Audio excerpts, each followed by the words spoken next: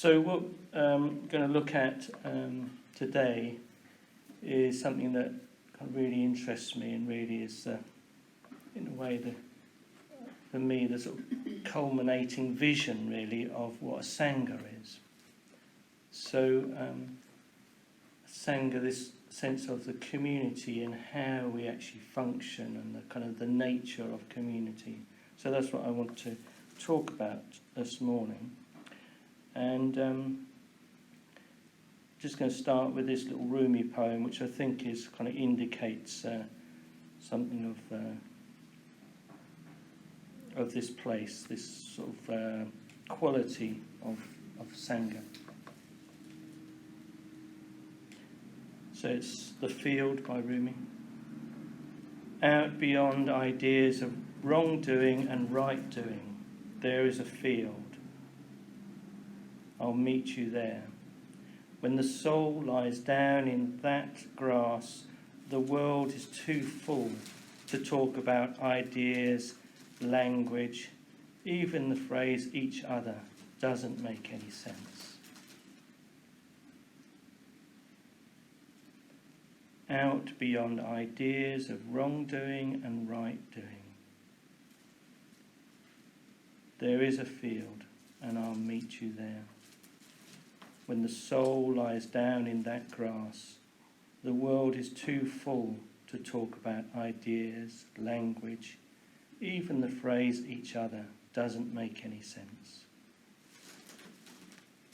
So that's what interests me, is trying to kind of create the conditions where we're able to move, inhabit a place which is beyond this sense of right and wrong, this splitting of our experience,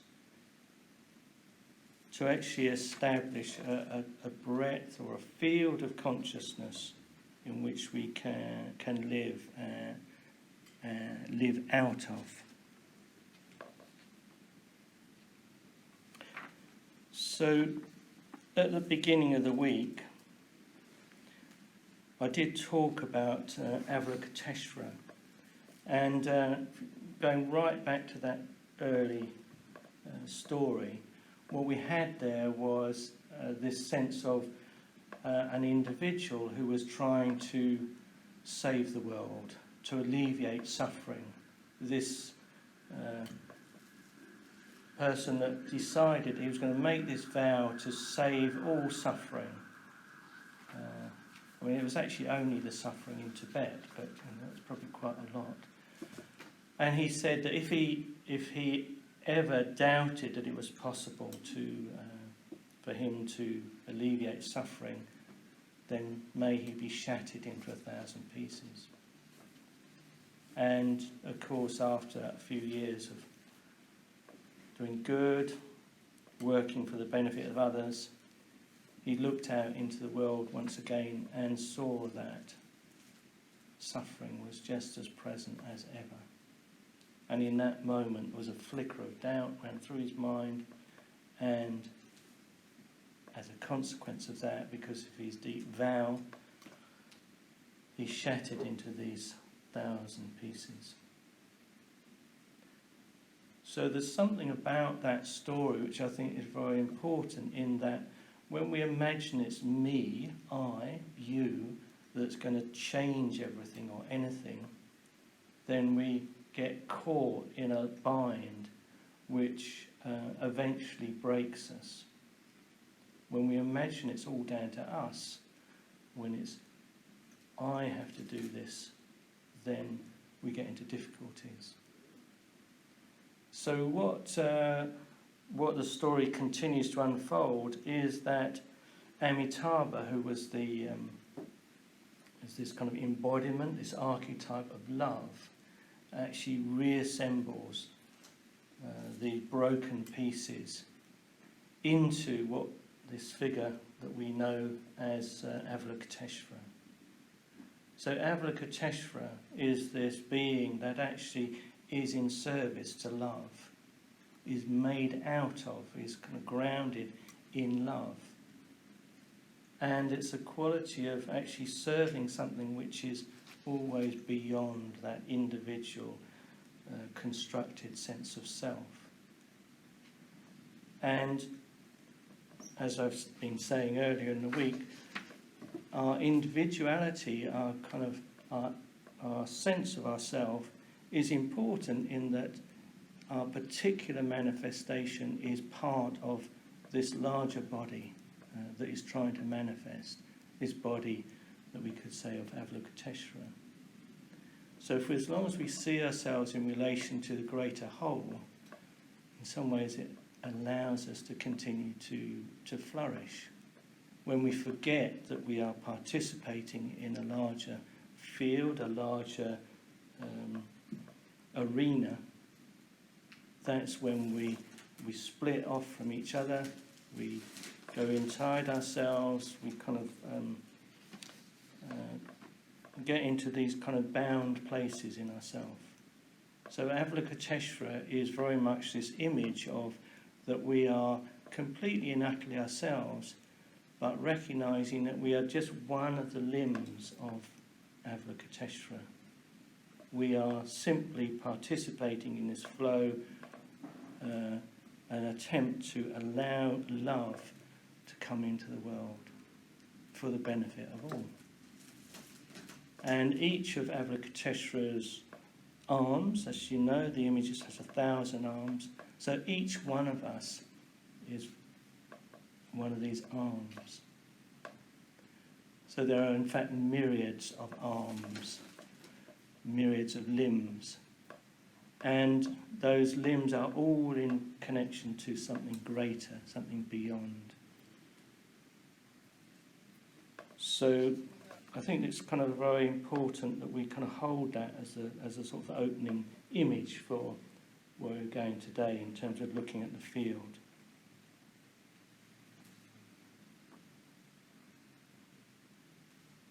So let's just have a look at where we went in that discussion about becoming, in a way, being able to serve that larger aspiration, being connected to love. What kind of holds us out? What moves us in that direction? So we were looking at our sense of ourselves as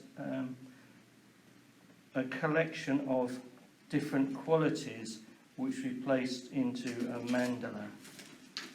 And what I was suggesting is that we have our sense of our past, our history. So part of what makes us now is our history. Another part that makes our sense of ourselves is our future. So a sense of where we're trying to get to, the kind of aspirations, our longings, are part also of what we describe as me, I. And then of course we have how we relate to our present experience. So these are the different kind of factors of what makes us, and what we do in this is actually we begin to gather them up, to begin to experience them as a whole. And you can see the beginnings of this idea of the mandala.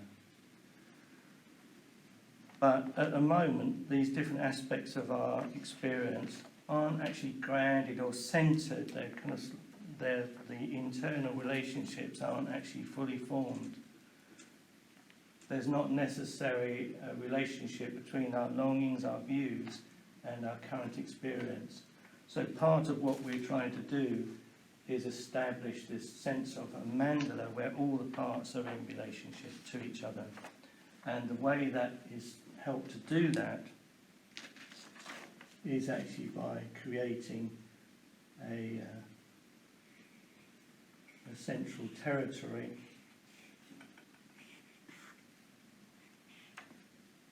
and we talked about that territory being of the nature of spaciousness, sensitivity and lucidity. So I've said quite a lot about that. I don't really have time to go right back to that. But just to say that these qualities we can see if we're in contact with this sense of spaciousness, of really being, that our experience is really lucid and alive to us, and we're sensitive to what's actually happening here, then it starts to place all these other experiences into relationship with each other. So this is a kind of our personal mandala. And just as we have it at the heart of our mandala of being, it's also, the more we develop this internal sense of it, it actually starts to colour and affect our external experience. So our world experience, our sense of experience, starts to fill out so that we have this sense of spaciousness, lucidity, and sensitivity. It's just how we are, how we relate to the world. So this is really the kind of the mandala that we've been working to develop. But today, what's kind of interesting, or what I'm kind of interested in today, is that me, or you, actually we are existing in a much larger system. So I'm not going to draw this, unfortunately. I needed a huge sheet of paper, or a ceiling even, to do it on, but I'm going to have to just put a... So what you can see is that what I'm describing as the field, Sangha, is actually, for each one of us, we have this interlocking system. So this, can't draw too many of them, but you can see the principle is that each of us are kind of woven or pointing into this shared communal space. And what happens, of course, when we start to come into relationship with each other, is that, as we kind of recognise probably, is that our history can sometimes get activated, can get triggered by somebody else in the community. So we start to build these kind of sense of connections, and activated elements of our being start to come more to the fore, because we're being... So there's something in you which is triggering something in my history that is kind of activating that into this present moment, here and now. And it's those relationships that we start to bring more attention to begin to work to soften and begin to release this sort of structure into this larger field of awareness. So what we're trying to do, in the sense of working as a community, is starting to notice when we're getting activated, when we're getting triggered, and seeing if it's possible just to begin to kind of soften those, capture them and just soften around them, so that they remain in relation to this spaciousness, this sensitivity, this lucidity, and just take some of the heat out of these inevitable dynamics that arise between us. So we begin to withdraw the projections that we put onto others. We release from the stories that we're building up around who I am, who you are, how we know each other, the views that each of us are holding, and just starting to try to come more into the present moment. So I've adapted a little reading that I'm just going to read now, I think, just to give us a sense of what I'm trying to point towards. So this is actually an adaptation of a piece of writing by Trungpa. So he did a kind of condensed version of his teachings And this is Trungpa talking about absolute spontaneity. And I have adapted it slightly, as is my way, but I hope it makes sense. So, absolute spontaneity. So all phenomena are completely new and fresh, absolutely unique and entirely free from all concepts of past, present and future, as if experienced in another dimension of time. The continual stream of new discovery and fresh revelation and inspiration, which arises at every moment, is the manifestation of the eternal youth of the living Dharma, and its wonder, its splendour and spontaneity are the play or dance aspect of the universe as teacher. So just stop there, I've got a bit more to say. So what this is pointing to is that phenomena are arising the whole time. We are here, and experiences are sensations through the senses are coming and going. And what Trungpa is saying is that all these things, sensations are continually new and freshly arising and carrying fresh revelation, the potential of revelation in every moment. The sense of the living Dharma. I really love this phrase, that the Dharma is not something fixed and kind of a series of kind of tight structures.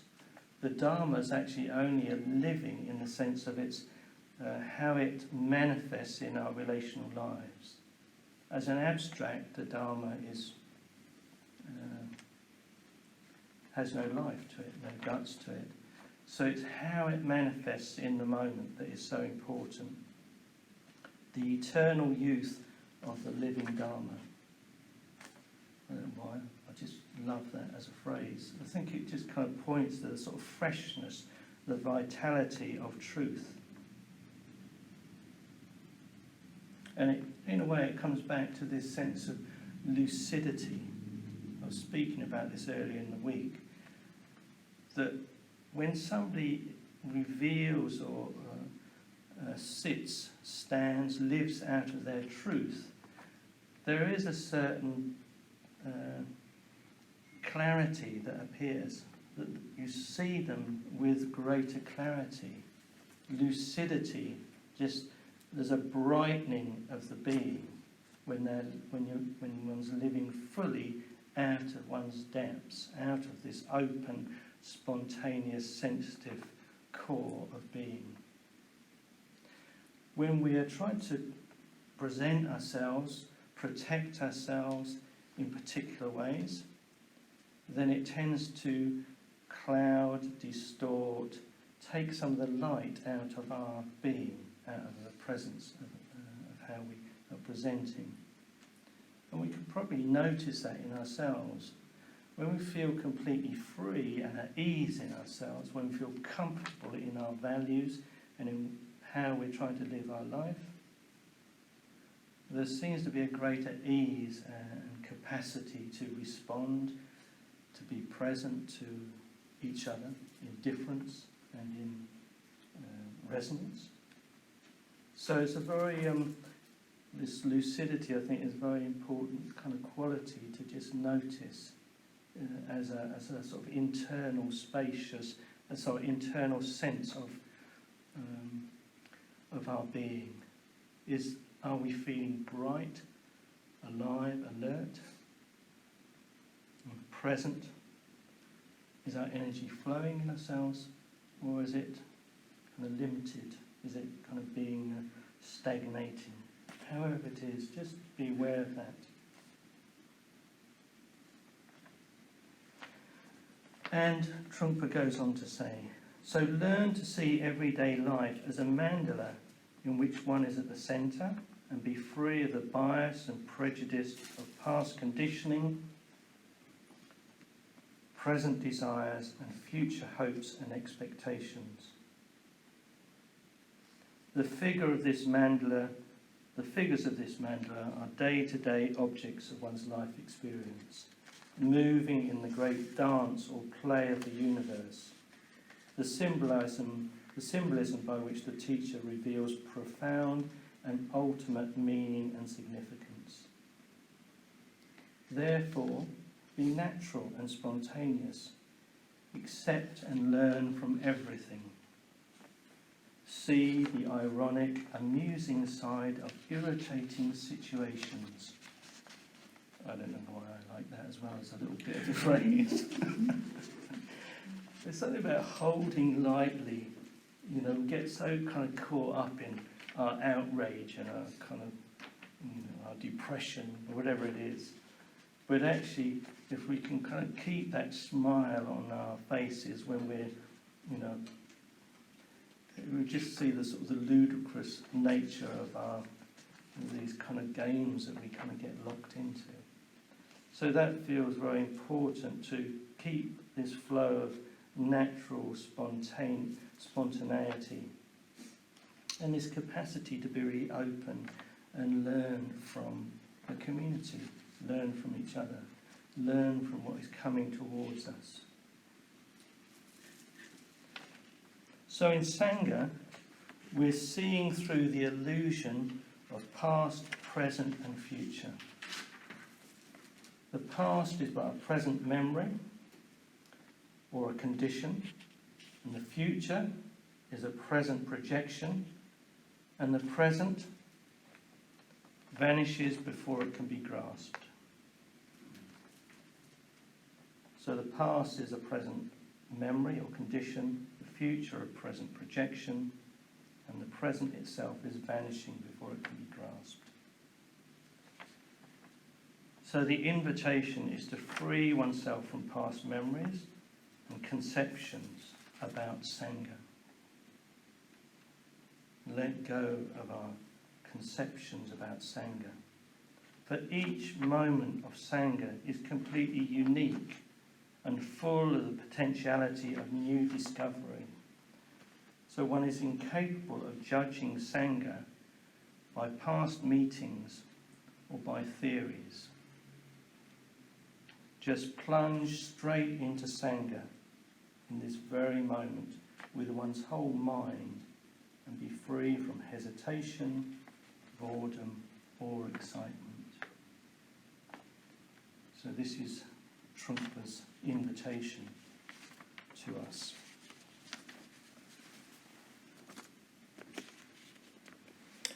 And what happens in that step, that spontaneous step towards Sangha? Enter this field that Rumi is pointing to. What actually is this field?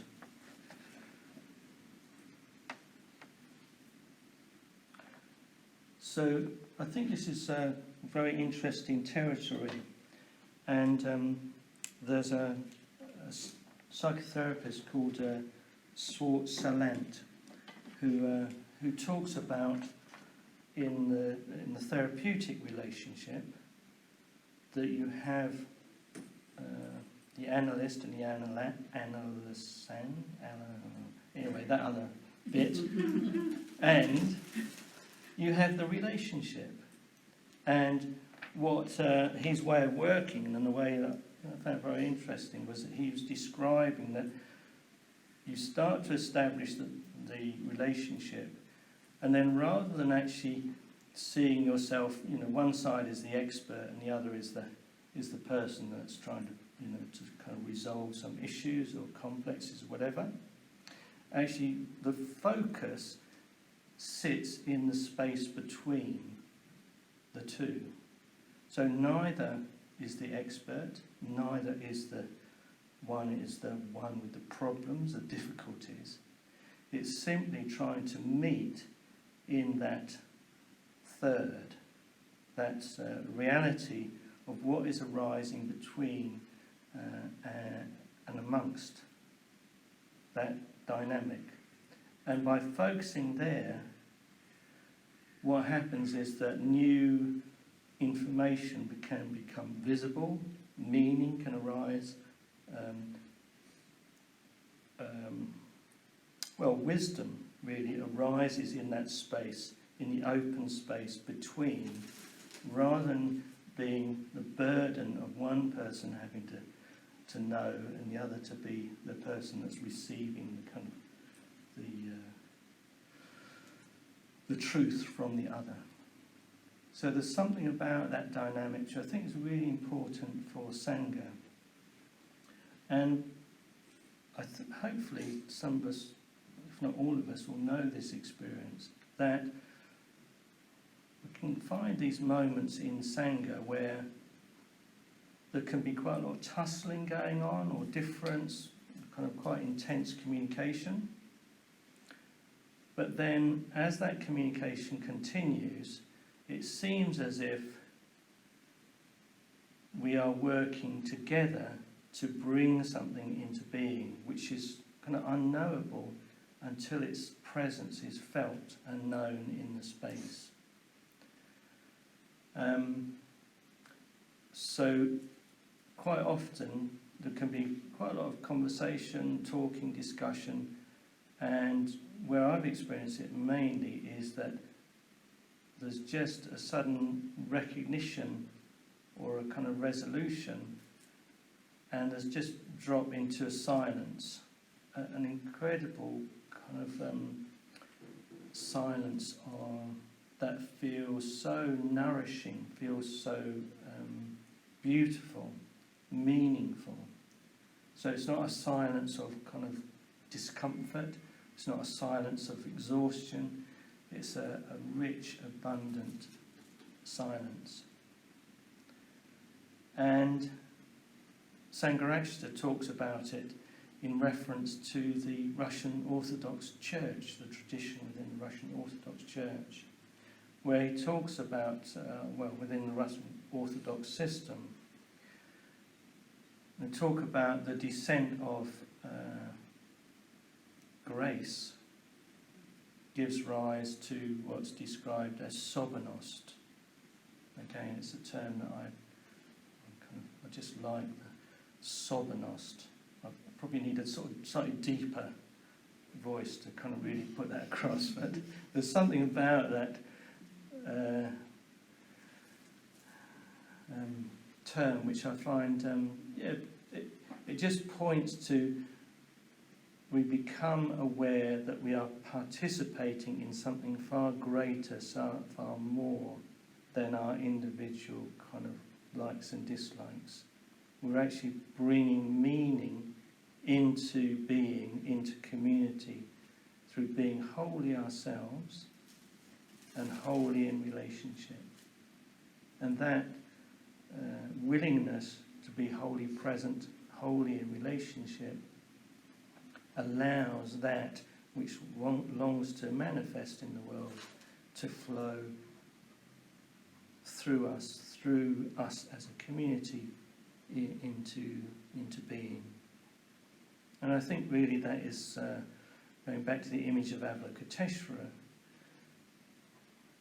just those moments where we recognise the wholeness of ourselves as a single body. So we get a sense of this open field which we are completely interwoven, completely